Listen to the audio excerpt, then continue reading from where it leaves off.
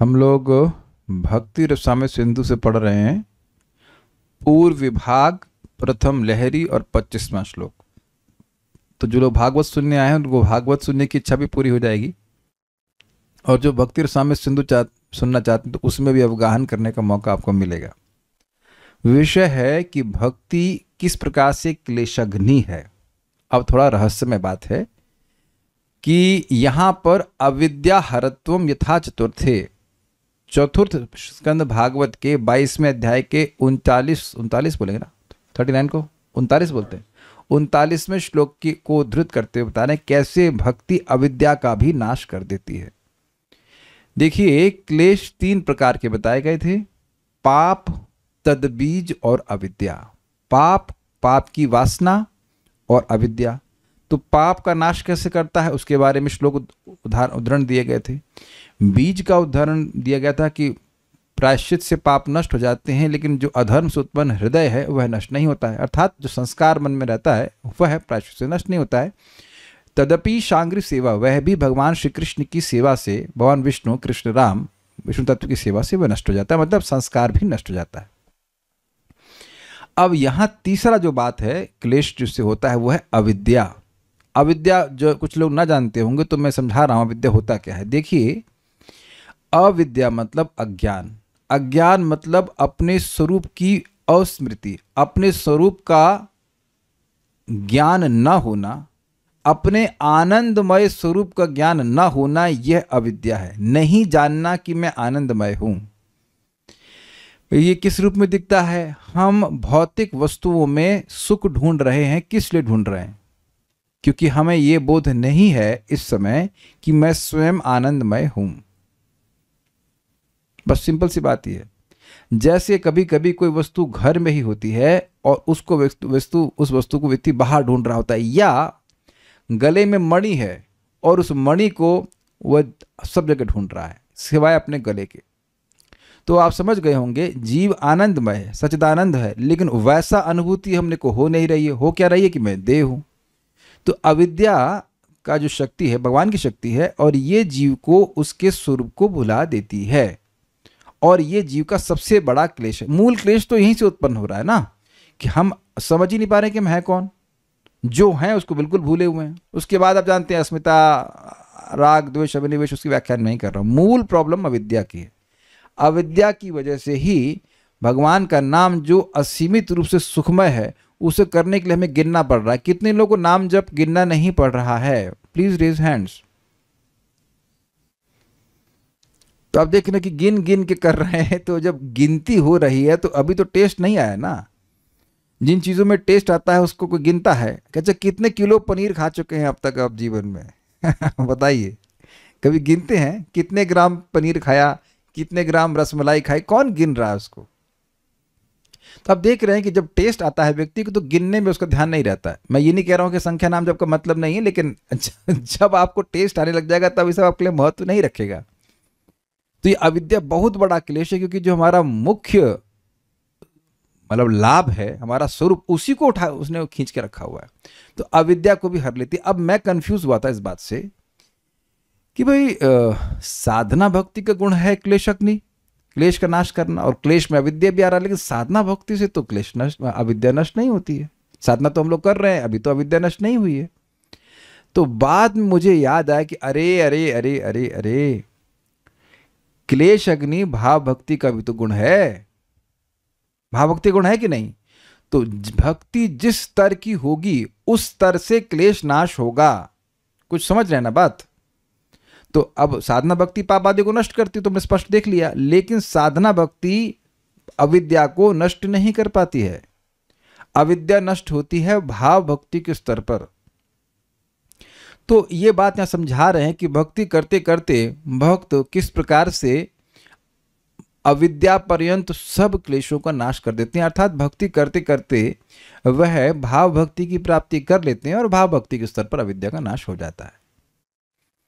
तो ये जो ग्रंथि है हृदय में, अहंकार की ग्रंथि कि मैं ये देह हूं, ये अविद्या की वजह से ही है। तो ये ग्रंथि खुलती है भाव भक्ति के स्तर पर। सबको समझ में आ रहा है? उससे पहले आप मुझसे पूछोगे प्रभु जी हम सुनते हैं कि हम देह नहीं है, तो फिर देह की भावना क्यों जाती है? तो उसका उत्तर यही है कि अभी हम भाव भक्ति के स्तर पर नहीं पहुंचे। जब भाव भक्ति के स्तर पहुंच जाएंगे तो अपने आप ही सारी देह की ग्रंथि खुल जाएगी। तो चीज़ें बड़ी क्लियर हैं। अब ये श्लोक बड़ा सुंदर है। अब देखते हैं हमारे कल्याण प्रभु इसके संग कल्याण कर पाते कि नहीं, जस्टिस कर पाते कि नहीं। Will give it a try. बहुत सुंदर श्लोक है। ये श्लोक बोला किसने है? ये श्लोक बोला है 4 कुमारों ने पृथु महाराज को। 4 कुमार ब्रह्मा जी के पुत्र हैं और वह पृथु महाराज जो भगवान के अवतार हैं, उनका वर्णन आप 34 स्कंद में सुनेंगे। उनकी एक यज्ञ में आते हैं, सभा में आते हैं और वह उनको वो पूछते हैं कि हमें कुछ उपदेश दीजिए। तो वहाँ ये बोलते, बहुत सुंदर श्लोक है। यत पाद पंकज पलाश विलास भक्त्या कर्माशयम ग्रथितमुद्ग्रथयन्ति संतः। नहीं बोल पाएंगे, चलिए फिर तो हमारे साथ ही गाइए। यत पाद पंकज पलाश विलास भक्त्या कर्माशयम ग्रथितमुद्ग्रथयन्ति संतः तद्वन्न रिक्तमतयो यतयोऽपि रुद्ध श्रोतो गणास्तमरणं भज वासुदेवं तद्वन्न रिक्तमतयो यतयोऽपि रुद्ध श्रोतो गणास्तमरणं भज वासुदेवं। अब पूरा श्लोक एक साथ बोलेंगे। यत पाद पंकज पलाश विलास भक्त्या कर्माशयं ग्रथितमुद्ग्रथयन्ति संतः तद्वन्न रिक्तमतयो यतयोऽपि रुद्ध श्रोतो गणास्तमरणं भज वासुदेवं। यत पाद पंकज पलाश विलास भक्त्या कर्माशयं ग्रथितमुद्ग्रथयन्ति संतः तद्वन्न रिक्तमतयो यतयोऽपि रुद्ध श्रोतो गणास्तमरणं भज वासुदेवं। बहुत सुंदर श्लोक है। जो भक्त जन नित्य ही भगवान के चरण कमलों की अंगुष्ठों की सेवा में रत रहते हैं, इसका क्या मतलब है? इसका मतलब है श्रवणम कीर्तनम विष्णु स्मरणम इत्यादि, यानी नवधा भक्ति के किसी भी एक अंग का अनुशीलन करते ही रहते हैं, लगे ही रहते हैं। वे सकाम कर्म की जोर से बंधी गांठ जैसी इच्छाओं को सरलता से लांघ जाते हैं। इसका क्या मतलब है? सकाम कर्म मतलब इंद्रिय तृप्ति की भावना से, वासना से वासित होकर के कोई कार्य करना। अब इसके पीछे समझिए फंडा क्या है।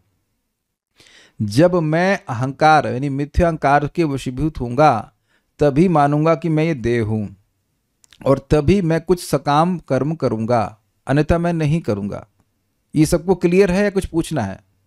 एकदम क्लियर है ना। जब तक मैं अपने को देह नहीं मानूंगा मैं कोई कामना से युक्त कार्य कर ही नहीं सकता।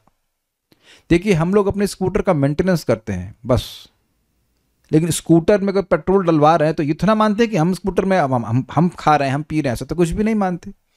देह से भी मेरा ऐसे ही संबंध नहीं है, लेकिन इस मिथ्या अहंकार के कारण मैं ये मानता हूं कि ये जो कंकाल अंदर भरा हुआ ये मैं हूं।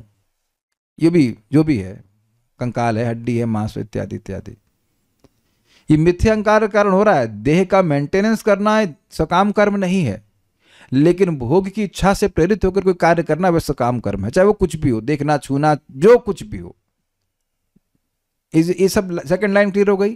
तो अब प्रश्न ये है कि ये सरलता से लांघ जाते हैं, ऐसा क्यों कहते हैं? देखिए हो क्या रहा है। भक्ति में आपको ट्रेनिंग किस चीज के लिए मिल रही है? किस चीज की ट्रेनिंग मिल रही है? आनुकूल्यना कृष्णानुशीलनम भक्तिरुत्तमा इत्यादि। अपनी इंद्रियों को भगवान की सेवा में लगाने के लिए बोला जा रहा है, इंद्रियों को रोकने के लिए नहीं बोला जा रहा है। आप कभी प्रयास कर लेना कि मैं ये नहीं खाऊंगा, मैं ये नहीं खाऊंगा, मैं ये नहीं खाऊंगा करते रहिए, फिर आप उधर एक समय में आकर के वो ब्रेक हो ही जाता है कि नहीं? सभी लोगों का उसमें समर्थन है कि नहीं? मैं दही नहीं खाऊंगा, मैं दही नहीं खाऊंगा, तुम बार बार तो तुम दही का स्मरण कर रहे हो और उसके बाद दही में पहले तो मन गिरता है, फिर इंद्रियां गिर जाती हैं। लेकिन अगर कोई उत्कृष्ट सेवा में व्यक्ति लग जाता है तो वो सरलता से लांघ जाता है। जैसे बच्चों को बोल दे एकदम चुपचाप बैठना, हिलना मत, तो वो बड़ा परेशान हो जाएंगे, लेकिन उनको किसी कार्य में लगा दीजिए तो वो शांत हो जाते हैं। तो इंद्रियों की वृत्ति ही है कार्य करना, और जैसे जीव भगवान की सेवा करता जाता है उसका हृदय पवित्र हो रहा है। पहले तो उसको इंद्रियों के काम मिल गया है, और दूसरा जैसे जैसे इंद्रियां भगवान की सेवा में लगी जा रही हैं तो वह पवित्र होती जाती हैं, तो और सेवा करने में सुख मिलता है। इसलिए इंद्रियों को सहमित नहीं करना पड़ता है, इंद्रियों को केवल लगाना पड़ता है। स्वयं मतलब रोक रोक के कब तक रखेंगे इंद्रियों को, बताइए कब तक चुप बैठे रहेंगे आप। Very very difficult. कुछ समझ में आ रहा है सारा फंडा? जो सन्यासी गण हैं उनके मन, सन्यासी मेरा मतलब है जो भक्त नहीं है उनकी बात कर रहा हूं, अब वो भगवान में तो मन लगाते नहीं है। अब एक मूल प्रॉब्लम ये है कि मन भगवान के अलावा कहीं लगेगा नहीं, तो वो जो सोकॉल्ड उनका वैराग्य है वो उनको संभाल नहीं पाता। प्रमाण आप जानते हैं, क्या नाम है उनका, विश्वामित्र। विश्वामित्र 60,000 साल तक तपस्या किए और मेनका के आगे गिर गए। उसके आगे आप देखो ये सौबरी मुनि, सौबरी मुनि 10,000 साल तक तपस्या की और उसके बाद एक से नहीं 50 लड़कियों से शादी किए, 50 राजकुमारी से शादी किए। तो देख लीजिए कि इच्छा कितनी प्रबल हो गई। तो एक बात हम लोग बिल्कुल समझ लें, गांठ बांध के समझ लें कि हृदय की इस गांठ को अगर हमने काटना है तो भक्ति ही तरीका है, और कोई तरीका है ही नहीं। ये लेकिन स्पष्ट लिखा है। किन लोग के द्वारा बोल रहे हैं? ये 4 कुमार जो परफेक्टली सेल्फ रियलाइज्ड लोग हैं। हमें और कहीं मति नहीं लगानी है। भगवान का प्रसाद ग्रहण करना है, भगवान का नाम जप करना है, भगवान के बारे में बोलना है, श्रवण करना है, जो भगवान के संबंध में सेवाएं, फूल जो सूंघते हैं भगवान को अर्पित, जो कुछ भी भगवान के संबंध में ग्रहण करना है, ये ट्रेनिंग अपने को लेनी है। देखिए एक बात समझिए, इंद्रियों के कार्य रोकने के लिए नहीं कहा जा रहा है, इसलिए सरल है। Is it not? मैं यहां पे आके कहें चलिए हम लोग 2 मिनट के लिए शांत रहें, अरे कैसे रहेगा, जस्ट बोरिंग होगा कि नहीं। कोई मर जाता है तो केवल लोग 2 मिनट के लिए शांत रहते हैं, हर बार 2 मिनट ही क्यों, 5 मिनट क्यों नहीं? कभी 5 मिनट भी कोई शांत रहा है क्या? वो जानते हैं कि 2 मिनट भी शांत रहना मुश्किल है लोगों के लिए। उससे पहले ये मेरा भी डाउट था कि लोग मर जाते हैं और कभी कभी लोग बोलते 2 मिनट भी शांति रखो, हमें टाइम देखता था 2 मिनट के पहले ही लोग घंटी बज जाती थी 2 मिनट के लिए मौन रखना मुश्किल है ना? For me to become sick is very dangerous, because you know आपके पास आपकी इंद्रियां शिथिल हो जाती हैं, तो अब मन तो बिल्कुल ओवर पावरिंग हो जाता है, काम ही नहीं कर पाएंगे भगवान की सेवा के लिए, बड़ा डिफिकल्ट है। तो क्या सब लोग समझ गए सरल क्यों है? क्योंकि इंद्रियों के कार्य दिए जाते हैं करने के लिए। भगवान के लिए मंदिर मार्जन करो, सेवा करो, नाम उच्चारण करो, अलग अलग प्रकार की सेवा करते, ईजी है, कोई आपको अजीब सा कार्य नहीं करना है। चूंकि ऐसा कर पाना दुस्साध्य है, अतः अभक्त जन, ज्ञानी तथा योगी इंद्रिय तृप्ति की तरंगों को रोकने का प्रयास करके भी ऐसा नहीं कर पाते। ये क्या बोल रहे हैं हम? देखिए हो क्या रहा है, इंद्रियों की जो इच्छाएं हैं वो कैसी हैं? वो नदी के समान है। अब अगर कहिए कि नदी पे बांध बांध दिया जाए तो बांध कब तक रोकेगा उस जल को? आप जान रहे हैं कि जैसे जो रोका हुआ है तो जल का प्रेशर बढ़ता जा रहा है। ये क्लियर है सबको? एक पॉइंट पे आकर बांध टूट ही जाएगा। जैसे मैंने आपको समझाया, ये नहीं करना, ये नहीं करना, ये नहीं करना, केवल निषेध निषेध से काम नहीं चलेगा। बताइए आपके जीवन में अगर प्रसाद नहीं होता तो कब तक पानी पी के जीते? कोई है अभी पानी पी कर रह जाए केवल? अगर ये बोल दिया जाए कि अन्न खाने से पाप लगता है और प्रसाद खा नहीं सकते तो क्या करेंगे गौरव प्रभु? पानी पिएंगे, केवल जूस पिएंगे? तो आप देखेंगे अरे भैया पाप लगे चाहे कुछ लोग, अब तो अन्न लाओ, दाल चावल लाओ, है ना? कुछ होना चाहिए ना करने के लिए। तो इंद्रियों की इच्छाएं ऐसी हैं कि वो नदी के समान है। तो भक्ति में हम इस नदी को रोकने का प्रयास नहीं करते हैं, इस नदी को भगवान रूपी सागर की तरफ मोड़ देते हैं। क्लियर है? मैं माताओं से कह रहा हूं कि आज से खाना बंद करिए बनाना, तो कितने लोग आज वोट देंगे हमको, खाना नहीं बनाएंगे? कहेंगे अरे अरे प्रभु जी तो अच्छा आइडिया, कोई कुक भेज रहे हैं क्या जो हमको वो खाना बनाए? नहीं, you know it will be miserable not doing something. कुछ कार्य ना करना ये बहुत बड़ा मिजरी है कि नहीं? बहुत बड़ी मिजरी है, कुछ नहीं कर रहे ऐसे पड़े हुए हैं। जो अभक्त जन है उनके पास ये ऑप्शन है। मैं एक सन्यासी के पास गया था, सन्यासी मतलब उनको चैतन्य चरितामृत का बुक चाहिए था, प्रभुपाद जी का ग्रंथ चाहिए थे सारे, तो खरीद भी रहे थे उसके, भागवतम और चैतन्य चरितामृत दोनों ही चाहिए थे, शायद दोनों में से लिए थे कोई। तो अब अकेले पड़े हुए थे आश्रम में, तो मैं सोच रहा था कि क्या ये प्रसाद भी पाते होंगे? इनके जीवन में प्रसाद भी नहीं, भगवान की तो पूजा कुछ है नहीं। कितना बड़ा लाभ भगवान के प्रसाद का, कितना सुंदर देखिए कीर्तन होता है, दर्शन होता है भगवान का, सब कुछ है जीवन में, कुछ नहीं, जीरो। तो सुखी कैसे होंगे? श्रील प्रभुपाद को समझाते हैं कि ये लोग निर्विशेष ब्रह्म की आराधना करने का प्रयास करते हैं, जब बोर हो जाते हैं तो भागवत उठा लेते हैं, लेकिन भागवत में मजा नहीं आता, क्योंकि भागवत में पहले मान के चले कि भगवान तो जीरो है तो उनको भागवत में मजा ही नहीं आएगा। तो इसलिए कह रहे इसलिए कह रहे हैं अतः तुम्हें आदेश है कि तुम वसुदेव के पुत्र श्री कृष्ण की भक्ति में लग जाओ। अब अतः का क्या मतलब है?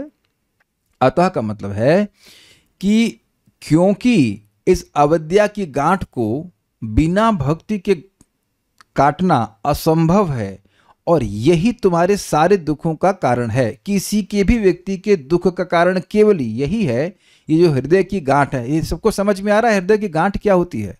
मैं ये देह हूं और फिर देह से संबंधित सारी वस्तुएं मेरी हैं और जो लोग हैं वो मेरे इत्यादि, यही गांठ है। ये इजी हो गया सबको समझने में, कठिनाई तो नहीं है।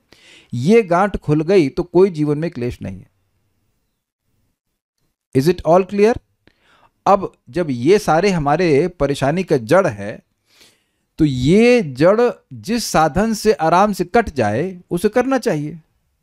तो अब यहां रूल्ड आउट हो गया कि ज्ञानी जन तो काट ही नहीं सकते हैं क्योंकि वह भगवान की शरण नहीं ले रहे हैं, और भगवान की शरण जो ले रहे हैं उनकी गांठ वो खुद नहीं काटते, भगवान स्वयं काटते हैं। किस रूप में? कृष्ण कथा के रूप में। वो भी आगे श्लोकों में आएगा। भगवान की कथा सुनने से भगवान स्वयं इस गांठ को, जो अविद्या की ग्रंथि है, धीरे धीरे ढीला करते हुए काट खत्म कर देते हैं, खोल देते। उद्ग्रंथि मतलब खोल देते हैं या काट देते हैं। अपने आप जीव समझ पाता है कि वह कैसे अज्ञान के कारण ही अपनी देह से अपनी पहचान कर रहा था। इसको नारद जी प्रथम स्कंद में स्पष्ट कहते हैं कि जैसे जैसे भगवान की कथा में रुचि मेरे को प्राप्त हो गई तो मैं स्वयं अनुभव कर पाया कि अरे मैं तो केवल अज्ञान में ही अपनी सूक्ष्म और स्थूल देह से पहचान कर रहा था। देखिए, इसको बिल्कुल आपको समझ में आ जाएगा। जब आप स्वप्न देखते हो दिन में या रात्रि में, उस समय भूल जाते हैं ना कि आप जागृत जीवन में क्या हैं। लेकिन जैसे ही आप बाहर आते हैं सपने से तो अरे यार क्या स्वप्न नहीं देख रहे, तो आप देखेंगे कि स्वप्न में कितनी सारी समस्या होती हैं और समस्याएं कितनी अधिक अच्छी मतलब कितनी इंपॉर्टेंट लगती हैं। क्या सब लोग उदाहरण समझ रहे हैं मेरा? लेकिन जैसे आप सपने से बाहर आते हैं, अरे यार सपने था। तो ये जो स्वप्न हम देख रहे होते हैं उस समय हमारी पहचान हो रही होती है ना उस सूक्ष्म शरीर से, मैं ये हूं, मेरा ये व्यक्ति है, मैं ये कर रहा हूं, इत्यादि इत्यादि। तो वो एक ग्रंथि की तरह, एक नॉट की तरह है ना, अज्ञान है ना वो। तो जैसे ही भगवान की कथा सुनना शुरू करता है, धीरे धीरे ये ग्रंथि समाप्त होती है और भाव स्तर पर जाकर के व्यक्ति की ग्रंथि पूरी तरह से खुल जाती है। I hope it is very clear. क्योंकि यहां ग्रंथि के खुलने की बात आई है, उद्ग्रथयंती, तो इसलिए यह श्लोक दिखाता है कि भक्ति कैसे अविद्या का भी नाश करती है। लेकिन ये कौन सी भक्ति है? ये भक्ति भाव भक्ति है। तो भाव भक्ति का भी गुण है क्लेशग्नि, इसलिए यहां पे बताया गया है कि भक्ति कैसे अविद्या का भी नाश करती है। जहां कुछ ना समझ में आ रहा हो तो पूछ लीजिएगा। कोई भक्त कह रहे थे कि चैट हमने उनके लिए डिसेबल की है, लेकिन ऐसा कुछ हमने नहीं किया है। आपको मुझे इनवाइट करना पड़ेगा और किसी को ना समझ में आए तो सोलोनी माता जी से पूछ लीजिएगा, उन्हें पता है कि चैट कैसे करते हैं ना।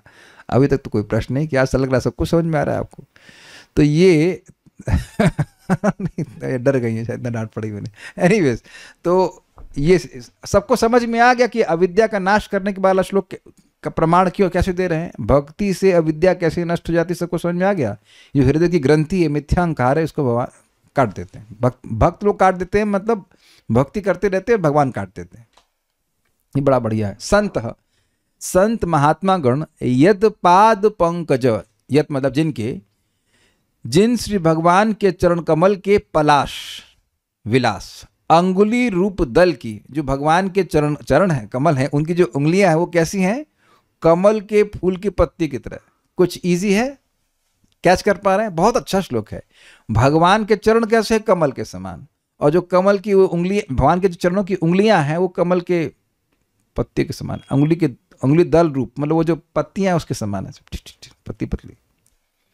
हाँ, ये समझ लीजिए कमल का कोर पार्ट हुआ और उसके चारों ओर जो फूल होते, मतलब पत्तियां, पत्ती से मेरा मतलब है कि पेटल्स होते हैं, वो उससे तुलना की जा रही है भगवान की उंगलियों की।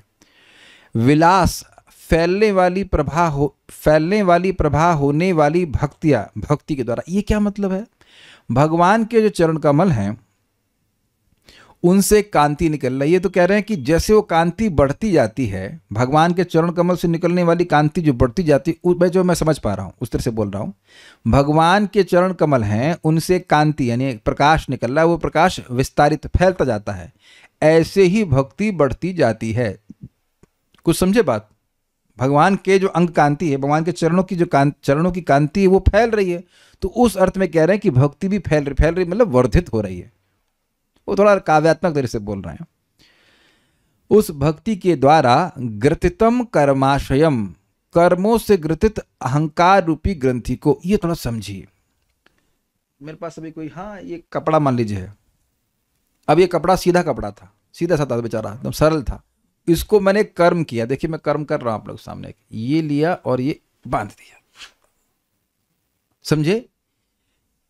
यानी कि हम जब भोग वासना से वासित होकर कोई भी कर्म करते हैं तो ये ग्रंथि टाइट हो जाती है, और टाइट हो जाती है, और टाइट हो जाती है। Is it sinking in? ये अप्लाई करना है, ये समझना है। चाहे मैं कुछ भी देख रहा हूं, छू रहा हूं, कुछ भी, anything not connected with Krishna, भगवान के संबंध में अगर हम कोई कार्य नहीं कर रहे हैं तो उस कर्म से हमारा मिथ्या अहंकार बढ़ जाता है कि मैं यह देह हूं। इसीलिए कहा है कर्माशयम ग्रथितम, अपने ही कर्मों से मैंने इस ग्रंथि को बढ़ा रखा है, टाइट कर रखा है। इजी है। I want every devotee to understand this every word, एक एक शब्द को समझ लीजिए, हमें अप्लाई करना है। अगर आप प्रसाद ग्रहण कर रहे हैं तो मिथ्यांकार कम हो रहा है कि ज्यादा हो रहा है? बताइए। कम हो रहा है।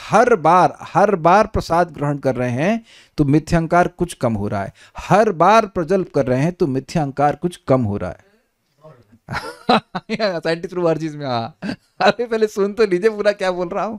नहीं, मिथ्यांकार बढ़ रहा है। एक्चुअली जैसे ही मैं कुछ मतलब फालतू बात बोलना शुरू करता हूं तो वैसे तुरंत मिथ्यांकार आ जाता है। You have to be careful. देखो, परेशान होने की जरूरत नहीं है, खाली केयरफुल होना है कि हम जो बात कर रहे हैं उसका प्रभाव क्या पड़ेगा। सिंपल, एकदम सिंपल समझ लीजिए। जैसे कि वो क्या कफ होता है ना, किसी को कफ हो रहा है तो दही खाएगा तो कफ बढ़ जाएगा, और अदरक खाएगा तो कम हो जाएगा। ऐसे समझना है, बिल्कुल अपने रोग को खुद समझना है। ये रोग हमने खुद जनित किया है, किसी और ने जनित नहीं किया है। इसीलिए कह रहे हैं ग्रथितम कर्माशयम, कर्मों से ग्रथित अहंकार रूपी ग्रंथि को। ये ग्रंथि समझ में आ रही है? अरे कोई किसी का बेटा नहीं है, कोई किसी की मां नहीं, लेकिन यही मान के चले हमारा बेटा, हमारा ये, हमारा वो, हमारी, चल रहा है कि नहीं चल रहा है? आप अब नहीं कह सकते कि नहीं है ही, भाई क्या कर सकते हैं, है तो है। लेकिन अब ये हुआ कैसे है? ये हमारे ही कर्मों की वजह से हुआ, कोई दूसरा नहीं किया। वही बात है ना कि दांत, मान लीजिए मैं खाना खा रहा हूं, दांत के बीच में जीभ आ जाएगी तो कौन रिस्पॉन्सिबल है? बगल वाला। वो हम ही रिस्पॉन्सिबल हैं, क्योंकि हमने ही सृष्टि करी है इसकी, इसलिए हम ही इसको ठीक करेंगे। कैसे करेंगे? कहते हैं उदग्रथ यंत्र, इस प्रकार से विधि कर डालते हैं कि भक्ति करके, भक्ति भी तो कर्म है कि नहीं? कर्म मतलब एक्शन, तो वो कर्म कांड नहीं बोल रहा हूं। तो भक्ति के जो कर्म हैं वह इस ग्रंथि को ढीला करते करते एक पॉइंट पे काट देंगे। इजी। प्रसाद खाना है, नाम जप करना है, भगवान को प्रणाम करना है, जो भी भगवान के संबंध में सेवा है, आप जब भी भगवान की सेवा कर रहे हैं तो वो मिथ्यांकार ढीला पड़ रहा है। एक्चुअली एक मजेदार बात यह है कि आपकी बुद्धि में पहले भगवान बसते हुए कि मैं ये क्यों कर रहा हूं, ये भगवान की सेवा इसलिए कर रहा हूं। तो आप अगर सूक्ष्म रूप से देखिए तो मिथ्यांकार तो वहीं खत्म हुआ ना। कुछ कैच किया आपने? मैं किसका प्रसाद पा रहा हूं? अरे भगवान का प्रसाद पा रहा हूं। तो भगवान की सेवक होने की भावना आई कि नहीं? किसी का झूठा खाना, ये अपने आप को उस व्यक्ति के सामने नम्र स्थिति में नहीं रखना हुआ। कुछ कैच कीजिए आप इस बात को। आप किसी के सामने झुक रहे हैं, किसी को जय बोल रहे हैं, प्रणाम कर रहे हैं, तो अपने आप को उसके सामने नम्र रख रहे हैं कि नहीं रख रहे हैं? ये मिथ्यांकार का मतलब क्या है? मैं भी भगवान हूं, भगवान के भगवान रहेंगे, अरे उन्हें पहले क्यों खिलाऊंगा भाई? तो ये भावना उसी समय समाप्त हो रही कि नहीं हो रही? अगर आप विचार करें तो भक्ति बड़ी जबरदस्त चीज है। शुरुआत में बात समझ में नहीं आती, लेकिन धीरे धीरे समझ में आता है कि भाई मैं ये मंदिर मार्जन कर रहा हूं तो क्यों कर रहा हूं। जैसे सिंपल बात बता रहा हूं, जब मैं आश्रम में था तो अपना रूम कभी साफ नहीं करता था, कभी भी नहीं करता था। कोई दूसरा कोई भक्त होगा जो हमारा जूनियर होगा वो कर दिया करता था, कभी हफ्ते में एक बार कर देगा। अब मैं यहाँ पे हूँ, अभी भी तो वेदवादिनी गई हुई है बाहर किसी काम से, तो अब मैं सुबह उठते ही क्यों पोछा लगाता हूँ? क्योंकि मुझे पता है ये भगवान जी यहाँ सामने हैं, मैं ऐसे गंदे में नहीं उनकी पूजा कर सकता हूँ immediately. That's why we at least गृहस्थस must have deities, must have. आप ऐसे गंदा नहीं छोड़ सकते हैं। प्रियेश्वर माता जी, मेरी बात समझ में आ रही कि नहीं? आप भी तो उठ के घर सफाई करते होंगे, तो अब देखिए आपके सामने वाली माता जी या आसपास रहने वाली भी करती होंगी, लेकिन उनके मन में ये भाव नहीं आ सकता है कि मैं ये तो भगवान का घर है, मैं कैसे उसको गंदा छोड़ सकती हूँ। ये रहता है। जैसे अभी परसों में मेरा सांस ठीक नहीं था, तो मैं बार बार सोच जाऊँ भगवान को कुछ खिलाया नहीं, फिर भगवान से गुस्सा हो गया, देखो बीमार रहोगे तो भूखा रहना पड़ेगा, हम कुछ नहीं देंगे खाने के लिए। फिर भगवान ठीक कर दिए, I could make something for him, but that is not मिथ्या अहंकार, that is not false ego, I have to do something for Krishna.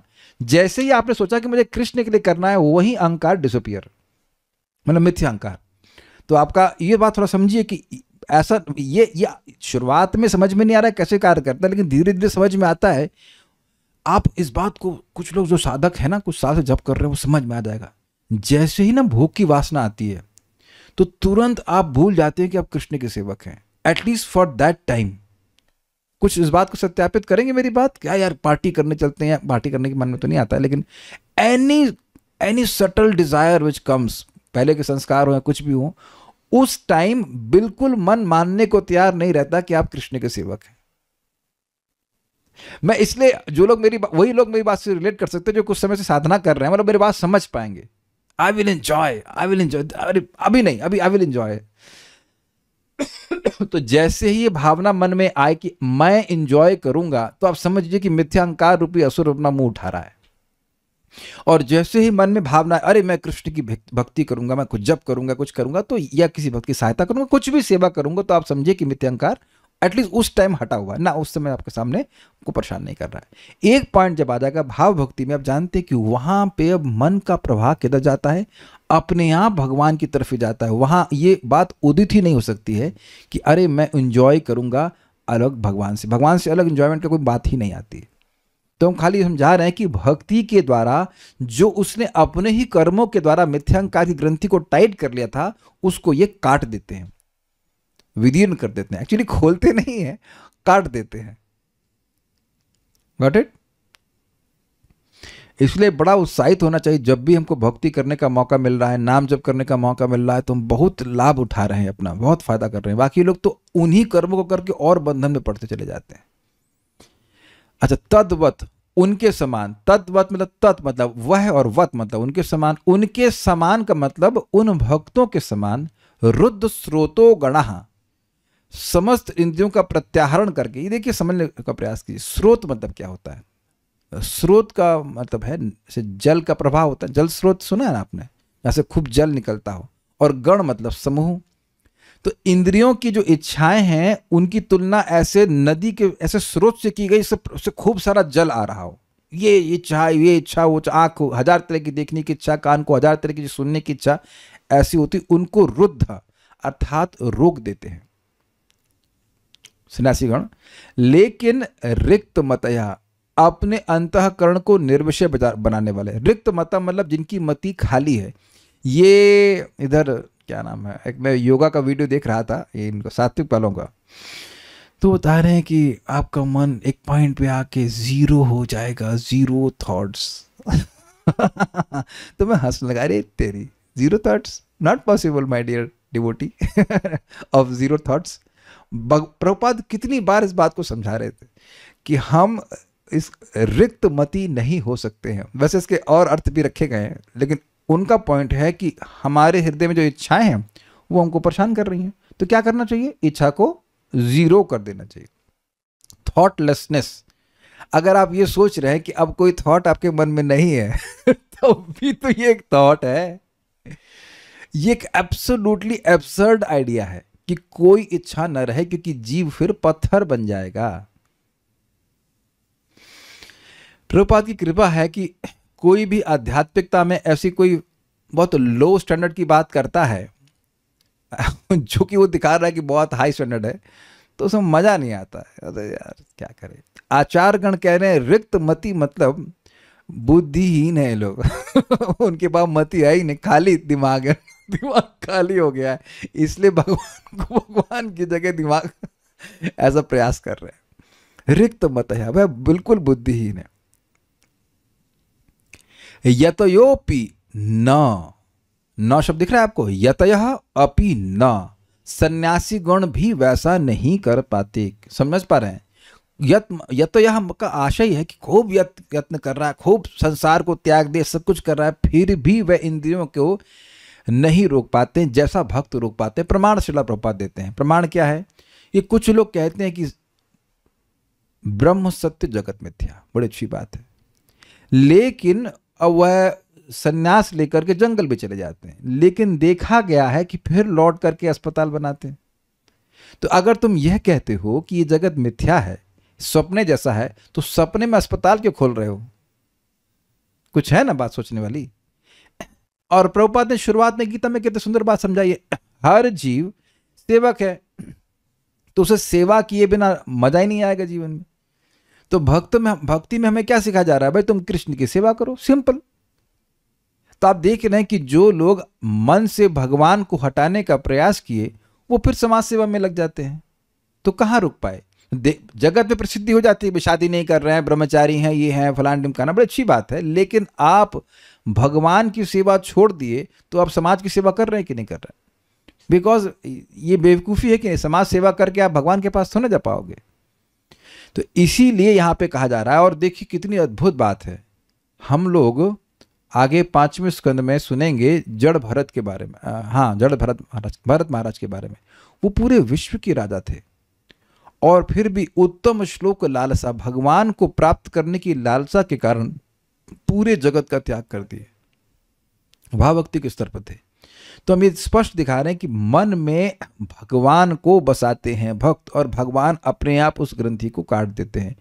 आप समझने का प्रयास कीजिए, जो सन्यासी वापस समाज सेवा में लग गया, अस्पताल में लग गया, क्या उसके हृदय की ग्रंथि कटी?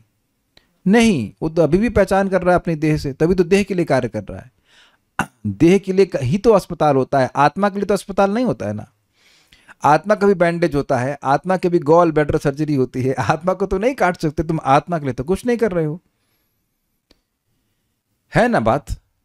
अस्पताल खोलने का विरोध नहीं हो रहा है, लेकिन जो व्यक्ति यह बोल रहा है कि जगत मिथ्या है, तो उस मिथ्या जगत में तो सारे कार्य मिथ्या है ना भाई। तो तुम मिथ्या काम करने के लिए क्यों आ गए? यद्यपि तुम तो कह रहे थे कि तुम्हें तो ब्रह्म साक्षात्कार हो गया, ये हो गया, वो हो गया। तो जब तक भगवान मति में नहीं होंगे, वो मति स्थिर हो ही नहीं सकती है। और जब मति स्थिर नहीं होगी तो इंद्रियां कैसे आपकी मतलब स्थिर हो सकती? नहीं हो सकती है। तो अब बड़ी इंटरेस्टिंग बात है, इसको आप देखिए। एक इसमें बड़ी इंटरेस्टिंग बात दिखाई पड़ रही है। महान यति होते हुए भी और सारी इंद्रियों को संयमित करने के प्रयास करने पर भी उनकी मति भगवान से रिक्त है, इसलिए वह अपनी अहंकार की ग्रंथि को नहीं काट पाते हैं। लेकिन भक्त लोग केवल भगवान की भक्ति करके और कुछ नहीं करके, प्रसाद खाकर, भगवान की बात सुन करके बड़ी आसानी से उस ग्रंथि को खोल देते हैं। तो अब बताइए, इसमें इसलिए जुड़ जाएगा कि नहीं जुड़ जाएगा? इसलिए बेटा भगवान वासुदेव का भजन करो। मर जाओगे करते करते काम, मतलब इंद्रिय संयम करते हुए कुछ नहीं मिलेगा। और भगवान की भक्ति करोगे, थोड़े समय में ही ग्रंथि खुल जाएगी। इसलिए भगवान का भजन करो। इसलिए कह रहे तम अरणम, उन्हीं सबकी शरण, अरण मतलब शरण, वासुदेवम, भगवान वासुदेव का, भगवान कृष्ण का भज, तुम भजन करो। और भज इस तरह से बोलने का मतलब कर मतलब कहने का मतलब आदेश दे रहे हैं कि कहीं मत दिमाग लगाओ, भगवान की भक्ति ही करो। तो ये सबको समझ में आ गया ना कि ये श्लोक प्रमाण दे रहा है कि कैसे भक्ति अविद्या का भी नाश कर देती है, जो हृदय की ग्रंथि उसको खोल देती है। कोई किसी का प्रश्न हो तो भाई चैट ओपन है। नहीं, आज तो सब लोग को समझ में सब कुछ आ रहा है। वाह, this is very nice, very good. ठीक है, तो श्लोक अच्छा था कि नहीं? हमको तो इतना अच्छा लगा कि हम सही में अभी ब्रह्मा जी की सृष्टि, वैसे भी वो उसको भी पढ़ने का उतना मन नहीं करता, नो ऑफेंस, बट उतना मन नहीं था मेरा। बहुत अच्छा लगा था ये श्लोक, मुझे वैसे भी बहुत अच्छा लगता है, बहुत अच्छा लगता है। दुर्गम संगमनी टीका, श्रीजीव गोस्वामी की। नैष्टिकी भक्ति के द्वारा भक्ति के अविद्या हरत्व को 2 श्लोकों के द्वारा दिखाते हैं यदपादेति से। ये 1.1.25 और 26। अब एक नोट है जो कि बहुत महत्वपूर्ण है। इसका तात्पर्य यह है कि नैष्टिकी भक्ति के बिना कोई व्यक्ति रुचि और आसक्ति की अवस्थाओं को पार करके भाव तक नहीं पहुंच सकता। भाव की अवस्था में अज्ञान या अविद्या की गांठ नष्ट हो जाती है, किंतु केवल निष्ठा की अवस्था से अज्ञान का नाश नहीं होता, जैसा कि यहां उद्धृत भागवत के श्लोकों से स्पष्ट होता। उद्धृत का मतलब अभी और श्लोक बोले जाएंगे। अब थोड़ा इस बात को समझिए। श्रद्धा, साधु संग, भजन क्रिया, अनर्थ निवृत्ति, निष्ठा, रुचि, आसक्ति, भाव और प्रेम। तो देखिए ये समझाया गया था, क्लेशग्नि और शुभधा ये साधना भक्ति का गुण है। मोक्ष लघुताकृत और मोक्ष लघुताकृत और सुदुर्लभा ये भाव भक्ति गुण है, और इसमें क्लेशग्नि और शुभधा भी है। तो साधना भक्ति जिस क्लेशों को नष्ट करती है वो वैसा नष्ट नहीं कर पाएगी जैसा कि भाव भक्ति करती है। ये समझ में आया? साधना भक्ति में भी सुख मिलता है लेकिन वैसा नहीं मिलेगा जैसा कि भाव भक्ति में मिलता है। तो जिस क्लेश यानी जो सारे क्लेशों का जड़ अविद्या है उसको साधना भक्ति नष्ट नहीं कर सकती। पाप को नष्ट करती है, वासनाओं को भी नष्ट करती है, आप तो देख ही रहे हैं। लेकिन आप ये कह सकते हैं कि आपकी अविद्या नष्ट हो गई है? तो नहीं, अभी नहीं हुई है।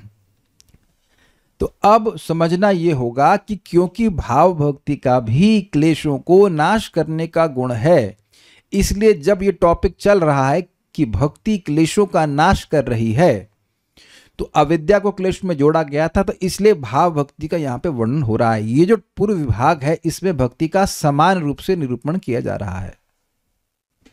यहां पर यह भेद नहीं कर रहे हैं कि साधना भक्ति ये भक्ति वो नहीं, भक्ति का सामान्य रूप से वर्णन किया जा रहा है। इसीलिए यहां पे शब्द था ना श्लोक में भक्तिया, तो कौन सी भक्ति के द्वारा? भाव भक्ति के द्वारा उस ग्रंथि का छेदन किया जाता है। लेकिन अब यहां पे जो लिंक बता रहे कि निष्ठा के द्वारा अविद्या का नाश होता है, तो निष्ठा के बिना अविद्या, निष्ठा नैष्ठिक की भक्ति अविद्या का नाश नहीं करती है। 75% हृदय शुद्ध हो जाता है लेकिन अविद्या का नाश नहीं होता है, व्यक्ति स्वरूप में स्थित नहीं होता है। लेकिन अगर निष्ठा प्राप्त नहीं होगी तो क्या रुचि मिल जाएगी? क्या आसक्ति मिल जाएगी? नहीं। तो इसलिए निष्ठा एक प्रकार का द्वार है, उस द्वार को पार किए बिना व्यक्ति रुचि आसक्ति को प्राप्त ही नहीं कर सकता। तो भाव भक्ति की प्राप्त करने की बात क्या? इसलिए कह रहे हैं कि निष्ठा भक्ति के द्वारा अविद्या का नाश होता है। इस लाइक अ डोर से कहना चाहिए, लेकिन वास्तविक रूप से अविद्या का नाश केवल भाव भक्ति के द्वारा ही होता है, पूर्णतः नाश कह लीजिए। तो कुछ पूछ रहे हैं, क्लेशग्नि में कौन कौन से क्लेश आते हैं? पाप, पाप की वासना और अविद्या, ये 3 क्लेश हैं। ठीक है। रिक्त मतयो अर्थात भगवत ध्यान आदि को छोड़कर तत्व चिंतन करने वाले लोग, मतलब उनमें भगवान श्री कृष्ण का नाम भी नहीं बोलेंगे। जैसे मैंने पहले बताया था, कुंभ मेला में एक सन्यासी हल्ला कर रहे थे, हमें उस ऐसे बार बोल रहे, हमें उस सच्चिदानंद की प्राप्ति करनी है। जो अच्छी बात है, किसकी? तो एक ने कम से दर्जनों बार बोले कि हमें उस सच्चिदानंद की प्राप्ति करनी। किसकी? तनिष्ठ प्रभु, किसकी करनी है? भगवान नहीं निकला उनके मुख से, भगवान कृष्ण उनके मुख से ही नहीं निकला। आप, हमें तो खैर इतना अनुभव नहीं है पढ़ने का, ये मायावादी बातें, लेकिन इन लोगों की ग्रंथों में भगवान राम, भगवान श्री कृष्ण का नाम भी बड़ा मुश्किल से आता है या नहीं ही आता है। वो ब्रह्म ब्रह्म चिंतन ऐसे करते रहते हैं। जैसे कि श्रीमद चैतन्य महाप्रभु जब काशी में थे तो उनके पास एक ब्राह्मण है और प्रकाशानंद सरस्वती जो कि 60,000 सन्यासियों के गुरु जी थे, वह वहां पे उपस्थित हैं और महाप्रभु कीर्तन कर रहे हैं और उनके कीर्तन में वो जा ही नहीं रहे, अभी तो महाप्रभु की निंदा कर रहे हैं कि क्या ये भावुक लोगों के संग मिल करके नाचता गाता है, सन्यासियों को ऐसा काम करना चाहिए। अरे उसको तो वेदांत पढ़ना चाहिए, क्या ये नाच रहा है गा रहा है। तो अब महाप्रभु उनसे मिलने ना जाए, उनके पास इनविटेशन भी आता महाप्रभु के पास कि आ जाइए, प्रसाद तो नहीं, खाने के लिए आ जाइए, भोजन के लिए आइए। तो कहते नहीं, मैं आज व्यस्त हूं, मेरा इनविटेशन कहीं है, इत्यादि इत्यादि, तो नहीं जाते थे। तो एक ब्राह्मण जो कि महाप्रभु का भक्त था, वह जाकर के उनको बोलता है कि आप जाइए, उनसे उनका कुछ उद्धार कीजिए। और जब वो ब्राह्मण जाता है प्रकाशानंद सरस्वती के पास, तो वो बोलता है, वो बार बार बोलते हैं, ये चैतन्य, ये चैतन्य, ये चैतन्य, 3 बार ऐसे कुछ चैतन्य नाम लेकर कुछ बोलता है जो कि भगवान की मतलब अपमान में ही होता है। तो उसके मुख से कृष्ण चैतन्य नहीं निकला। तो ब्राह्मण वापस आकर महाप्रभु के पास बोलते हैं और बड़ा दुखी होते हैं, कहते हैं कि 3 बार उसने चैतन्य चैतन्य बोला लेकिन कृष्ण क्यों नहीं बोला। तो महाप्रभु ने कहा, मायावादी कृष्ण अपराधी, मायावादी कृष्ण के अपराधी हैं, इस कारण के उसे उनके मुख पे कृष्ण का नाम भी नहीं आएगा। तो अब आप कुछ समझ गए, जब आप किसी का नाम भी नहीं बोल रहे हो तो आपके मन में आ सकता है। सबको समझ में आई बात? जिस व्यक्ति का आप नाम भी नहीं बोलना चाहते हो वो आपके मन में है, वो आ सकता है आपके मन में। जैसे आज कोई व्यक्ति हमको बोले प्रभु जी जय किशोर या जय जय केशव प्रभु, अब मैं उनका नाम तक नहीं जानता हूं, तो क्या उनका उनका मतलब रूप आदि कभी मेरे मन में आ सकता है? अगर मैं बोलूं जय किशोर प्रभु, कितने लोग जानते हैं जय किशोर प्रभु को? कितने लोग जानते हैं जय किशोर प्रभु को? तो आप बताइए, जिसका नाम भी आप नहीं जानते हैं उसका मन में कभी आने वाला है? उसका रूप आदि कभी मन में आएगा? गुण आएगा कुछ मन में? नहीं आएगा ना। तो यही बात बोले, रिक्त मतया, भगवान का ध्यान कभी नहीं, भगवान के नाम से कोई मतलब नहीं, भगवान की लीला से कोई मतलब नहीं, और अपना अलग अलग ध्यान कर रहे हैं बैठ करके। इसी को कह रहे रिक्त मतया, उनकी मति खाली है, उसकी मति में भगवान नहीं है, ये कहते हैं। ये अविद्या ग्रंथि से मुक्त नहीं हो पाते, अतः अरणम अर्थात शरणम, यानी शरण लेकर वासुदेव का भजन करना उचित है। अब एक प्रश्न है कि अविद्या से मुक्त क्यों नहीं हो पाते? भाई देखो, अविद्या कर क्या रही है? अविद्या जीव के स्वरूप को ढकी हुई है। जीव का स्वरूप क्या है? कृष्ण का नित्य दास। क्योंकि जीव भगवान से विद्रोह करना चाहता है, इसीलिए आवश्यक है कि उसके जो शाश्वत स्वरूप है उसको ढक दिया जाए। तो जो व्यक्ति उसी के अलोंग चल रहा है, उसी अलोंग, मतलब समझने का प्रयास कीजिए, बद्ध जीव जो है, जो भोगों में पड़ा है, वो भगवान को भूल के बैठा हुआ है। अब ये लोग तो साधना ही कर रहे हैं भगवान को भूलने की, उसको तो नहीं पता, बद्ध जीव को तो नहीं पता कि वो साधना कर रहा है, बस वो भोगों में पड़ा हुआ, चलो वो एक अलग बात है। लेकिन ये जो मायावादी लोग हैं, ये तो यही मान रहे हैं कि भगवान का नाम रूप गुण लीला सब माया है, तो उसकी वो चर्चा ही नहीं करना चाहते। वो जानबूझकर ऐसी साधना कर रहे हैं जिसमें भगवान का नाम रूप गुण लीला नहीं है, वो तो माया है ना भाई, माया की साधना तो ना करना है हमको, ऐसा वो सोचते हैं। तो जब आप बीमारी का इलाज कर ही नहीं रहे हो कि तो बीमारी ठीक कैसे होगी? ये बात बताइए। बीमारी है जीव का वैमुख्य, भगवान से मेरा मतलब नहीं होना, यही तो जीव की बहिर्मुखता है। उस बहिर्मुखता का इलाज कर ही नहीं रहे हो तो ठीक कैसे होगे? कुछ समझ पा रहे मेरी बात? भगवान का नाम रूप गुण लीला सब चिन्मय है, उनका सेवन करने से अविद्या नष्ट होगी ना। जो बुखार के, मान लीजिए किसी को बुखार है और सर दर्द की दवा लेता रहेगा तो कब ठीक होगा बताइए? कभी ठीक नहीं होगा। जीव क्या है? वो कृष्ण भूलिया जीव, भोगवांछा करे, तो कृष्ण को भूलने के कारण भोगवांछा कर रहा है ना। तो ये लोग कृष्ण से दूर रहने की साधना कर रहे हैं। नाम मत बोलना, नाम नहीं बोलना, कीर्तन नहीं करना, कथा नहीं सुनना, तो फिर तुम मन लगाओगे कहां? पॉइंट तो यही बात आती है, मन कहां लगाओगे? अब जहां कहीं लगाए, लेकिन अविद्या की ग्रंथि इसलिए नष्ट नहीं होगी कि अविद्या की ग्रंथि नष्ट होने का जो दवा है वो स्वीकार ही नहीं कर रहे हैं, इसलिए भगवान की शरण लो। नैष्ठिकी भक्ति के द्वारा भक्ति के अविद्या हरत्व के क्रम को श्री सूत जी ने श्रवणोपलक्षण से श्रीमद् भागवत के 1.2.17 से 21 में इस प्रकार कहा है। मैं 20 मिनट है तो बढ़ा तो लेंगे इसको। देखिए, यहां वे कह रहे हैं कि नैष्ठिकी भक्ति से अविद्या नष्ट होती है, लेकिन उसका समझने का प्रयास कीजिए। निष्ठा प्राप्त होती है, फिर रुचि प्राप्त होती है, फिर आसक्ति प्राप्त होती है और भाव भक्ति प्राप्त होती है। इस प्रकार से भाव भक्ति के द्वारा अविद्या नष्ट होती है। ये समझाने के लिए यहाँ हम लोग प्रथम स्कंद के दूसरे अध्याय के 17 से 21 श्लोक को पढ़ेंगे। ये बहुत जरूरी है, इसको नहीं समझे तो अविद्या का नाश नहीं होगा। लोग सेवा सेवा करते हैं और सेवा करनी भी चाहिए भगवान की, लेकिन अगर श्रवण के ही प्रति अरुचि है और उस अरुचि को ढकने के लिए सेवा का बहाना कर रहे हैं तो यह ठीक नहीं है। मैं समझा पा रहा हूं मैं क्या कह रहा हूं? सबको समझ में आ रही बात? जब कथा का मौका आया तभी सेवा सारी शुरू कर दी हमने, तो इसका मतलब है कि वो सेवा नहीं है। जिस व्यक्ति के बारे में आप सुनना भी नहीं चाहते उससे कितना प्रेम करते हो? कुछ स्वीकार है बात? If I don't want to hear about any person, how do I say I am loving him? आप देखो, कोई व्यक्ति प्रेमास्पद है आपका, आप उसे प्रेम करते हो, कहीं दूर चला जाता है तो आजकल वीडियो कॉल करते हैं, एटलीस्ट कॉल करते हैं या चैट करते हैं, कुछ बातचीत होनी चाहिए ना। तो अगर कोई भगवान के बारे में सुनना ही नहीं चाहता है तो वो क्या है का प्रेम? वो क्या सेवा कर रहा है? वो केवल बहाना कर रहा है सेवा की, वो सेवा नहीं कर रहा है। Is it easy to understand? तो ये तो श्लोक सुने हुए हैं, इसको फिर से सुनते हैं, मेरे पीछे बोलिए। शृण्वतां स्वकथा कृष्ण पुण्यश्रवण कीर्तन। शृण्वतां स्वकथा कृष्ण पुण्यश्रवण कीर्तन। हृदयन्तस्थो हि भद्राणि विधुनोति सुहृत्सताम्। हृदयन्तस्थो हि भद्राणि विधुनोति सुहृत्सताम्। भगवान श्री कृष्ण के यश का श्रवण और कीर्तन दोनों पवित्र करने वाले हैं। वे अपनी कथा सुनने वालों के हृदय में आकर स्थित हो जाते हैं और उनकी अशुभ वासनाओं को नष्ट कर देते हैं, क्योंकि वे संतों के नित्य सुहृद हैं। एक बात सुंदर है इसमें कि गंदे हृदय से भी कथा सुनी जा सकती है और बोली भी जा सकती है। कोई ऑब्जेक्शन हो तो बताइएगा। हृदय साफ बाद में होता है, कथा व्यक्ति पहले सुनता है। ये क्लियर हो गया? तो इसको आप समझिए। ये है शृण्वताम स्वकथा कृष्णा पुण्य श्रवण कीर्तना। ये कौन सी स्टेज है भक्ति की? अनर्थ निवृत्ति नहीं है, भजन क्रिया। ये भजन क्रिया है। श्रद्धा साधु संग, श्रद्धा साधु संग है ना, श्रद्धा साधु संग भजन क्रिया। ये है भजन क्रिया, ये है भजन क्रिया, एक्शन, जिसमें व्यक्ति भगवान श्री कृष्ण के बारे में सुन रहा है और वह पुण्य, पवित्र, पुण्य मतलब जो जीव की अविद्या को नष्ट करने वाला है, पवित्र करने वाला व्यक्ति को।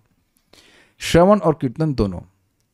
अब हृदयंतस्थो ही भद्राणी विदुनोति सुहृत्सताम। जो हृदय के अंतर में स्थित अभद्र हैं, जो अपराध हैं, पाप है, जो कुछ भी है, उसको भगवान स्वयं नष्ट करते हैं। तो देखिए, मैं फिर रिपीट कर रहा हूं, भक्त भक्ति करता है, सफाई भगवान करते हैं। उसको सफाई की चिंता नहीं करनी है, उसे ये देखना है कि भगवान के बारे में, भगवान का नाम रूप गुण आदि अधिक से अधिक सुनता चले। तो ये हो गया आपका अनर्थ निवृत्ति का स्टेज, और काफी लंबा चलता है। अब जब अनर्थ नष्ट हो जाएंगे तब क्या होगा?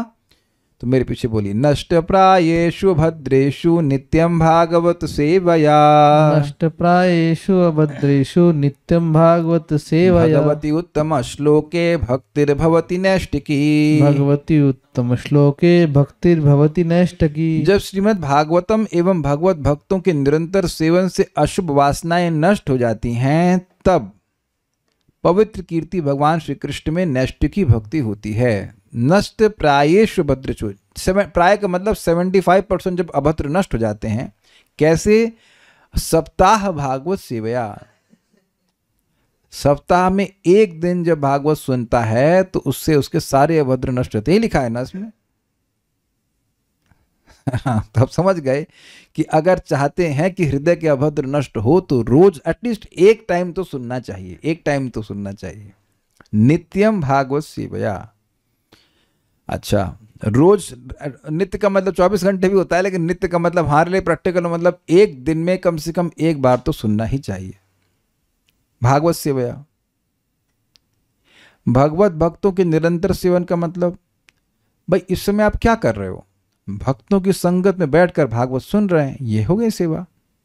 देखिए, एक बात थोड़ा समझिए। अच्छा प्रश्न क्या है? सेवा का स्वरूप समझना चाहिए। सेवा यथा कालम यथा कामम होती है। जैसे अभी कल्याण प्रभु प्रसाद पा रहे थे, तो उन्होंने कहा प्रभु जी प्रसाद के बाद आप भगवान के बर्तन धुल देना। तो उस समय उनसे मैं ये नहीं कह रहा था कि आओ क्लास आओ, मैं क्लास नहीं कर रहा था। अग्री? तो प्रभु जी ने कर दिया। अब मैं प्रभु जी अब अच्छा प्रभु जी लाई झाड़ू लाई, मैं साफ करता हूँ घर। नहीं, आप, मैं भी कल्याण प्रभु से ये उम्मीद नहीं कर रहा हूँ कि घर की सफाई करें। मैं क्या चाह रहा हूँ कि बैठ के सुने अभी भगवान के बारे में। ये समझ लीजिए कि जब भी आपके कोई सुपीरियर हैं, वो आपसे किस समय क्या सेवा चाहते हैं, नहीं तो कभी सेवा नहीं कर पाएंगे। सुबह 5:30 बजे प्रभुपाद हमसे क्या चाहते हैं कि हम लोग भगवान का नाम जप करें, इज इट नॉट? 9 बजे क्या चाहते हैं? जाते हैं हम लोग रेसिंग करें, नहीं प्रसाद पाए। I hope it is very clear कि प्रभुपाद जी क्या चाहते हैं। अग्रीड? अग्रीड ना? तो वैष्णवों की सेवा का मतलब है कि यथा कामम यथा कालम, जैसा काम है, जैसी उनकी इच्छा है और जैसा उनका जैसा समय है, उसके अनुसार व्यक्ति को सेवा करनी चाहिए। ये नहीं है कि जब आप शरीर की सेवा करेंगे तभी सेवा होती है। अरे भूख लगी नहीं रही तो क्या भोजन खिलाएंगे? परम पूज्य राधा गोविंद महाराज एक कथा बता रहे थे, उसमें एक सन्यासी का नाम लिए दिल्ली में प्रवचन कर रहे थे, तो उनका शिष्य कथा में नहीं आया और एक अजगर जैसी माला लेके आया, महाराज को पहनाया क्लास के बाद। तो महाराज गए तो कहाँ गए थे? अरे महाराज आपकी सेवा में गया था। तो क्या सेवा कर रहा था? कह रहे थे वो माला लेके ढूंढ रहा था, माला ढूंढने गया था। तो महाराज कह रहे मैं यहाँ कथा बोल रहा हूँ, वो तुम सुन ही नहीं रहे हो और ये तुम माला ढूंढने के लिए गए हो। तो ये एक बहुत बड़ी कठिनाई है कि लोग समझ नहीं पाते कि सेवा चाहते क्या है। टीचर या सुपीरियर या कोई भी भक्त वो क्या सेवा चाहता है? कुछ समझ में आ रहा है ना बात? और ध्यान दीजिएगा कि सेवा केवल हमेशा सुपीरियर्स की नहीं करते, हम सेवा जूनियर्स की भी करते हैं। जैसे मैं अभी यहां बैठकर आप लोग को जूस पिलाऊं क्या? भक्तिप्रद माता जी जूस पिलाएं क्या आपको? नींबू जूस नहीं। तो आप जान रहे हैं कि इस समय आप नींबू जूस की कोई अपेक्षा नहीं कर रहे हैं। प्रभु जी आइए ठीक से समझा दीजिए, बस यही आप समझिए। इस समय क्या मैं कुछ भी और करूंगा तो आपको प्रसन्नता होगी? नहीं होगी। नहीं नहीं, प्रभु जी श्लोक समझाइए। This is very very clear, you should understand this. तो खैर, भक्तों का सेवा का एक तो ये अर्थ हुआ कि वो प्रसन्न हो, दूसरा है भक्तों का सेवन मतलब जैसे कि हम लोग दवा का सेवन करते हैं। तो दवा का सेवन करते हैं ना कि इसको ऐसे ग्रहण कीजिए। तो भक्त लोग भगवान के बारे में बात कर रहे हैं तो भक्तों की संगति करनी चाहिए, सब अर्थ है इसके।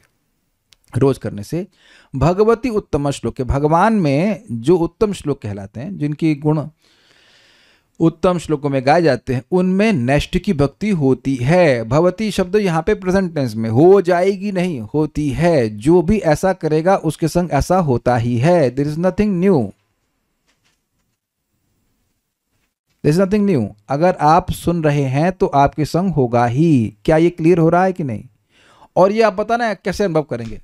आपके मन में दूसरा कोई द्वंद्व आएगा ही नहीं कि सुबह उठ के करना क्या है। बहुत से भक्त लोग यहाँ पे मुझे वोट देंगे कि ये स्थिति कुछ कुछ आ गई कि सुबह उठ के करना क्या, सुबह उठना है और सुबह उठ के क्या करना है, उधर कोई द्वंद्व नहीं है। समझे बात? एकदम क्लियर है। और ये इससे प्रत्यक्ष आपको दिखना चाहिए कि आपके हृदय में निष्ठा, फिक्सिडनेस आ रही। भाई देखो, बीमार पड़ गए वो अलग बात है, लेकिन अब हर दिन तो व्यक्ति बीमार नहीं पड़ता है। ऐसे भक्त भी हैं या ऐसे लोग भी हैं जिनके मन में भी बड़ा द्वंद्व है कि सुबह उठना भी है कि नहीं भी उठना है। तो ये प्रैक्टिकल आप देखो कि अगर आपको रोज ये फिक्स हो गया कि भाई जब करना है सुबह उठना है, ये दिख रहा है कि अब निष्ठा की तरफ जा रहे हैं, फिक्सिडनेस आ रही है। और ये क्यों? अशुभ वासनाएं नष्ट हो रही है। देखिए समझिए बात, जब वासना होगी तो उसके अनुरूप कार्य करेंगे, जब वासना होगी ही नहीं तो कार्य क्यों करोगे? अग्रीड? तो वासना की वजह से ही भजन में डिस्टर्बेंस आ रहा था, ये क्लियर हुआ। और भगवान जो लोग उनके बारे में सुनते हैं वो वासना को नष्ट कर देते हैं। तो जब वासना ही नहीं रहेगी तो आपका मन तो भगवान में लगेगा। इजी है सारा। ये भाई विज्ञान समझ लो, हम इसको यद्यपि बहुत पहले पढ़ा चुके हैं, कई साल पहले, लेकिन जब यहाँ पे आए तो समझ लेना चाहिए क्या प्रश्न कर रहे हैं। कई बार टेंपल जाते हैं तो कथा के टाइम डिवोटी किचन से प्रभु जी कहते हैं कि थोड़ा किचन में हेल्प कर देंगे, आज डिवोटी कम है किचन में। तो प्रभु जी क्या करना चाहिए? कथा और प्रसाद क्या चूज करना चाहिए? क्या मैं कह सकता हूं? अगर ऐसा हो जाए कि भाई वहां पे भी क्लास सुनने का कुछ व्यवस्था हो, ईयरफोन से ऐसा कुछ, तो सुन लेना चाहिए।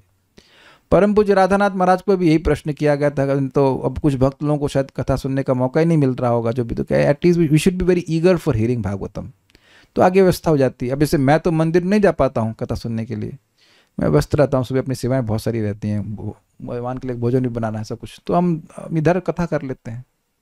इसीलिए हमने 10 बजे की कथा का व्यवस्था जब भी कर पाता हूँ कर रखा है कि 10:30 बजे सब माता जी लोग कथा सुन सकें। खाना नहीं बनाना होता इस टाइम, उस समय अपना विवेक धारण कर लीजिए क्या करना चाहिए। एक प्रश्न और है, अगर सुनने का मन हो और सेवा मिस करके सुने तो? अब देखिए, परम पूज्य राधा गोविंद महाराज की बात को मैं रिपीट करूंगा तो कहेंगे कि ऐसा ही करना चाहिए। क्योंकि सेवा जो जितनी प्रकृति श्रवण से होती है उतना किसी से नहीं हुआ। परम पूज्य वृंदावन चंद्र महाराज इस बात को बोल रहे थे कि देखिए, भक्ति में हम लोग अपने चित्त का निर्माण कर रहे हैं, ठीक है? तो जितना चित्त की पवित्रता श्रवण से होती है उतना और किसी सेवा से नहीं होती है। तो अब अगर ऐसी सेवाएं व्यक्ति को दे दी जा रही हैं जिससे वह रोज ही नहीं सुन पा रहा है भगवान के बारे में, तो वह उसके लिए बहुत अच्छा नहीं है। आई वुड से उसके लिए बहुत खराब है, क्योंकि फिर वह सेवाएं ही उसको बोझ लगने लग जाएंगी। ये मेरे शब्द नहीं है, प्रभुपाद जी के शब्द हैं। इफ योर श्रवण कीर्तन इज वीक देन श्री विग्रह विल बिकम गलगृह। क्योंकि देखिए, अभी हम लोगों को भगवान के विग्रह का दिव्य अनुभव नहीं है, कोई हम भगवान सीधे बात नहीं कर रहे हैं। तो जो भी हमारी सेवा है उसका आधार श्रवण है। लोगों को जब तक भार लगने लग जाता है, लेकिन जब आप बार बार भगवान के बारे में सुनते हैं तो फिर लगता है कि हमारा कितना बड़ा भाग्य है कि हम भगवान के नाम उच्चारण कर रहे हैं। ये स्पष्टतः देखा गया है कि जो लोग श्रवण कीर्तन नहीं करते उनके मन में कन्फ्यूजन ही बने रहते, भगवान मुझसे प्रेम करते हैं कि नहीं, भगवान मेरी सेवा कर दे are always confused about Krishna, क्योंकि भगवान जैसा कोई व्यक्ति जगत में है ही नहीं, तो उनके बारे में सुने बिना आप कैसे उनकी भक्ति करोगे। अपने आप ये देखेंगे आपकी भगवान हृदय से गंदी वासनाएं समाप्त हो रही हैं और आप भगवान की भक्ति में निष्ठ हो रहे हो। अच्छा, उसके बाद क्या होता है, मेरे संग ही बोल लीजिए, समय थोड़ा कम है। तदा रजस्तमो भावा काम लोभ दयश्चये चेत एतर अनाविद्धम सतम सत्वे प्रसीदति। तब रजगुण और तमगुण के भाव काम और लोभादि शांत हो जाते हैं और चित्त इनसे रहित होकर सत्व में स्थित एवं प्रसन्न हो जाता है। नोट, यहाँ सत्व का अर्थ शुद्ध सत्व है। तदा उस समय रजगुण और तमगुण का भाव समाप्त हो जाता है और काम लोभादयश्चये, जो काम और लोभ के रूप में प्रकट होता है। देखिए फिर वही मैं रिपीट करूंगा, जब रजगुण उत्पन्न होता है तभी व्यक्ति के हृदय में काम उत्पन्न होता है। अगर रजगुण नहीं हो तो काम उत्पन्न नहीं होता है, और लोभ भी इसी प्रकार से होता है। अरे जगत की हर वस्तु तो निकृष्ट ही है, तो उसको प्राप्त करने की इच्छा किस लिए आ रही है, रजगुण की वजह से आ रही है। तो ये रजगुण भगवान के श्रवण कीर्तन से नष्ट हो जाता है। चेता एतेर अनाविद्ध, इनके द्वारा चित्त अनाविद्ध हो जाता है। चक्रवर्ती पास समझाते हैं अनाविद का मतलब क्या है। जैसे विद मतलब बिंध जाना, अगर किसी के हृदय में बाण लगे हों दो तो खाना ठीक से खा पाएगा, नहीं खा पाएगा। तो ये रजगुण तमगुण का जो भाव है ये बाण की तरह व्यक्ति के हृदय में लगा रहता है। इससे अब वह अनाविद हो गए, वो बाण बाहर निकल गए हैं, इस कारण से शुद्ध सत्व में स्थित होकर के वह प्रसन्न हो जाता है। ये रुचि आसक्ति की स्टेज को सूचित कर रहा है। अब यहां पर भाव भक्ति के बारे में बता रहे हैं। एवं प्रसन्न मनसो भगवद भक्ति योगतः भगवत तत्व विज्ञानम मुक्त संगस्य जायते। ये मुक्त संग हो गया, अब ये हर प्रकार की आसक्ति से रहित हो गए भाव भक्ति। इस प्रकार प्रसन्न चित्त वासना शून्य व भक्त भगवान की प्रेममयी भक्ति से भगवान के तत्व का अनुभव कर पाता है। एवं प्रसन्न मनसो मतलब इस प्रकार शुद्ध सत्व में स्थित होकर भगवत भक्ति योगतः, भगवत भक्ति योग के द्वारा भगवत तत्व विज्ञानम, भगवान का बोध क्या है, भगवान कैसे सच्चिदानंदमय है, उसका अनुभव वह कर पाता है। और इसलिए मुक्त संग से जाता है, इसलिए वह मुक्त संग हो जाता है। मुक्त संग मतलब देह की आसक्ति, वासना, विषय वासना, सारी चीजों से मुक्त हो जाता है। देखिए हो क्या रहा है, जब भगवान का अनुभव जीव को होने लग जाएगा तो वह निकृष्ट वस्तुओं के प्रति क्यों आकर्षित होगा। तो निकृष्ट वस्तुओं के प्रति आकर्षित इसीलिए हो रहा है क्योंकि वो भगवान का अनुभव नहीं हो रहा है। कुछ क्लियर हो गया कि नहीं भाई, समझ में आ रहा है ना बात। सूर्य जब प्रकाशमय है पूरा सामने तो कोई बल्ब जलाता है, बेवकूफी होगा कोई जलाएगा, अरे क्या करेंगे। तो सूर्य के सामने नहीं है, इस कारण से व्यक्ति इसमें छोटी छोटी चीजों के प्रति आकर्षित हो रहा है, ये बात है। तो यहाँ पे भाव भक्ति के स्तर पर व्यक्ति को भगवान का बोध होने लगता है। और इस अवस्था में ही कहते हैं भिद्यते हृदय ग्रंथि छिद्यन्ते सर्व संशयाः क्षीयन्ते चास्य कर्माणि दृष्ट एवात्मनीश्वरे। आत्मस्वरूप भगवान का साक्षात्कार होते ही हृदय की ग्रंथि टूट जाती है। समझे बात, भगवान का अनुभव हुआ भाव भक्ति के स्तर पर, अब ये हृदय की ग्रंथि पूरी तरह खत्म हो गई, सारे संदेह मिट जाते हैं। क्या संदेह, भगवान आपके हृदय में हैं। अब इस संबंध में तो बहुत से भक्तों को संदेह होगा, हम सभी लोगों को संदेह है। क्यों संदेह है, क्योंकि व्यक्ति चिंता करता है मेरा कैसे चलेगा। अरे नहीं प्रभु जी हम चिंता नहीं करते। अच्छा तो फिर 16 घंटे का जॉब क्यों करते हैं। अगर किसी को ये संदेह बिल्कुल ना हो कि भगवान उसके हृदय में ही हैं तो मरेगा इतना काम करने का, बताइए कोई करेगा। मतलब 16 तो मैंने सिर्फ बोल दिया, 16 12 14 जो भी कुछ है क्या करेगा। प्लीज बुरा नहीं मानना, मैं एक बात बोल रहा हूं, ये हम लोग को स्वीकार करना पड़ेगा। Why are we working like that. कोई भी व्यक्ति कुछ भी क्यों कर रहा है, संदेह अभी बना हुआ, लेकिन जब व्यक्ति साक्षात भगवान को देख लेगा हृदय में तब भी संदेह करेगा। इट्स ओके, हम लोग जिस स्टेज पे उस स्टेज पे रहेंगे उसका कार्य करता है, लेकिन धीरे धीरे जब जीव को स्वामी बोलते हैं इस बात को, संदेह नष्ट होने का मतलब है कि भगवान को साक्षात हृदय में देखेगा और कर्म बंधन क्षीण हो जाते हैं। कर्म बंधन तो पहले ही नष्ट हो गया, उसको खाली बोला जा रहा है यहाँ पर, कर्म बंधन नष्ट हो जाता है। विद्यते हृदय ग्रंथि, हृदय की जो ग्रंथि अहंकार रूप है वह उसका भेदन हो जाता है, छेदन हो जाता है। छिद्यन्ते सर्व संशय, सारे संशय नष्ट हो जाते हैं कि भगवान हैं कि नहीं है, ये कैसे हैं, वाकई सच्चिदानंद हैं या नहीं, मुझसे प्रेम करते हैं कि नहीं, जो भी संशय भगवान के संबंध में वो सब नष्ट हो जाता है। क्षीयन्ते चास्य कर्माणि, उस व्यक्ति के सारे कर्म नष्ट हो जाते हैं। और दृष्टि एवात्मनीश्वरे, और भगवान को वह अपने हृदय में ही देख पाता है। आत्मनि मतलब आत्मा में, अपने मन में, पवित्र मन में भगवान को देख पाता है। इस प्रकार से क्रम बताया गया है। टीकाकार स्वामीपाद भी, यानी श्रीधर स्वामीपाद भी नैष्ठिकी को निश्चला इस प्रकार कहते हैं। अगली टीका को हम आगे देखेंगे, 4 पेज ही है लेकिन आज समय समाप्त हो गया। तो ये सारे श्लोक क्यों दिए गए, ये समझाने के लिए कि नैष्ठिकी भक्ति से किस प्रकार से अंततः व्यक्ति का अविद्या का नाश हो जाता है। और यहाँ पे हमने सीखा कि कैसे अविद्या का नाश भक्ति करती है। वो भाव भक्ति करती है, लेकिन भाव भक्ति के लिए आपको निष्ठा तक पहुँचना जरूरी है। निष्ठा से फिर रुचि आ सकती है इत्यादि व्यक्ति पहुँचता है। कोई प्रश्न यहाँ तक नहीं है। So will stop here. Shrimad Shri भक्ति रसामृत सिंधु की जय। श्री भगवत श्रीमद् भागवतम महापुराण की जय। श्रील प्रभुपाद की जय। निताई गौर प्रेमानंदे। अविद्या का नाश हो रहा है, यह मैं कैसे समझूं? देखिए, अविद्या कर क्या रही है? अविद्या उन चीजों में रस का बोध करा रही है जो कि नितांत रसहीन है। इजी। तो अब होगा क्या, नाम जप करने से, कथा सुनने से उन वस्तुओं में जो इंद्रिय तृप्ति की वस्तुएं हैं उसमें यद्यपि व्यक्ति प्रवृत्त होगा, लेकिन उसका वैसा रस का अनुभव नहीं होगा जैसा वह पहले करता था। और ये सभी साधक अनुभव करेंगे, और इसी कारण से वह धीरे धीरे छोड़ता चला जाता है। कोई वस्तु आपने ग्रहण करी, उसमें कोई वो टेस्ट नहीं आया तो दोबारा उसको करने की प्रवृत्ति कम होती जाती है। कुछ समझ पा रहे हैं?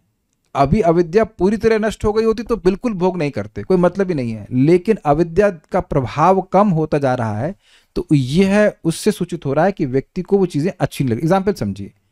एग्जाम्पल आप भक्त लोग देते हैं कि जैसे कोई सर्पणी है, सर्पणी किसी को डस ले तो हमें तो कोई अनुभव नहीं है, नहीं चाहते हैं, लेकिन ऐसा सुना गया है कि उस व्यक्ति को कड़वी चीजें मीठी लगती हैं। तो जैसे जैसे दवा के द्वारा वो जहर उतरेगा, तो उतरना तो पहली बार से कम हुआ है, तो अब जैसे जैसे उतरेगा वैसे वैसे उसको वो कड़वी चीजें कड़वी लगने लग जाएंगी। या जॉन्डिस वाला एग्जाम्पल तो प्रसिद्ध है। जिसको जॉन्डिस होता है उसको वो क्या, शुगर केन जूस पिलाया जाता है और उसे वो बहुत कड़वा लगता है। लेकिन जैसे जैसे वह लेता जा रहा है वैसे क्रमशः क्रमशः उसका रोग नष्ट हो रहा है। तो हम ये नहीं कहेंगे कि जब लास्ट बार उसने मतलब पूरी तरह ठीक हुआ तभी उसका रोग ठीक हुआ। रोग तो पहले दिन से ठीक होना शुरू हो गया है। देखिए, अब इस तो एक अद्भुत बात बोली जाती है 6.2.9-10 की टीका में चक्रवर्ती पाद कहते हैं कि एक ही नाम अविद्या को भी नष्ट कर देता है। क्योंकि अगर आप ऐसा नहीं स्वीकार करते हो तो नाम के प्रति अपराध होगा, क्योंकि नाम में असीमित शक्ति है। लेकिन नाम का एक स्वभाव है कि वह अपने प्रभाव को धीरे धीरे प्रस्तुत करते हैं। इसलिए यद्यपि नाम, एक ही नाम अविद्या को भी नष्ट करता है, लेकिन हम लोग को ऐसा अनुभव तो नहीं होता है। ऐसा तो अनुभव नहीं हो रहा है ना? एक तुरंत तो नहीं करता, लेकिन अब धीरे धीरे धीरे धीरे करके नाम प्रभु उसको नष्ट कर देते हैं। वो भी बहुत तेज है, लेकिन एटलीस्ट हम लोग के रेफरेंस में लगता है कि धीरे धीरे हो रहा है। लेकिन आप ये देख रहे होंगे कि जिन चीज़ों में पहले रुचि होती थी उन चीज़ों में अब बिल्कुल रुचि नहीं होती है। तो वो रुचि जो समाप्त हो रही भौतिक विषयों में, ये सूचित कर रहा है कि व्यक्ति का अविद्या का एटलीस्ट कुछ पोर्शन में नाश हो रहा है। अगर सुनने का नहीं, ये तो प्रश्न है, कोई प्रश्न एक और भक्त ने क्या किया है, राहुल राज पर कुछ किए कि नहीं किया, डिलीट कर दिए, ऐसे प्रश्न किए थे। लेकिन इतना समझ लेना चाहिए कि भगवान के बारे में सुनने की उत्कंठा अगर जागृत हो रही है तो उसका मतलब है कि आपकी भक्ति बढ़ रही है। ये बहुत प्राइमरी चीज़ है। इसको नेग्लेक्ट कर दिया और कोई कहे कि हम भगवान के प्रति प्रेम जागृत कर रहे हैं, दैट इज नॉट एक्सेप्टेबल। ऐसा संभव नहीं है। Eagerness to hear is the only qualification to go back home, back to Godhead, ऐसे कुछ तो प्रपात बोले थे। ऐसे कुछ है भगवान के बारे में सुनने का आग्रह। ठीक है, ओके, विल स्टॉप हियर। हरे कृष्णा। श्री प्रभुपाद की जय।